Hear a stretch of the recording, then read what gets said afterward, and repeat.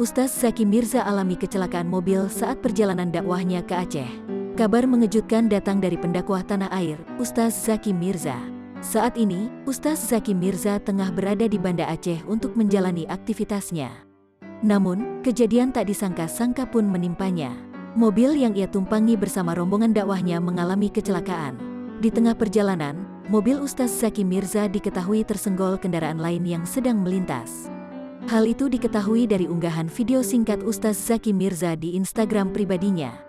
Dalam video itu, tampak kaca spion bagian kanan mobilnya pecah hingga berhamburan masuk ke dalam.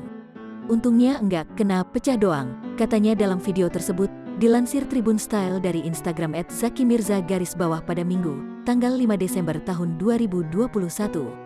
Setelah kejadian itu, rombongan Ustaz Zaki lantas memberhentikan kendaraan untuk membersihkan pecahan kaca yang memenuhi bagian dalam mobil. Musibah yang dialaminya ini memang menjadi salah satu cobaan Ustaz Zaki Mirza dalam menyiarkan agama.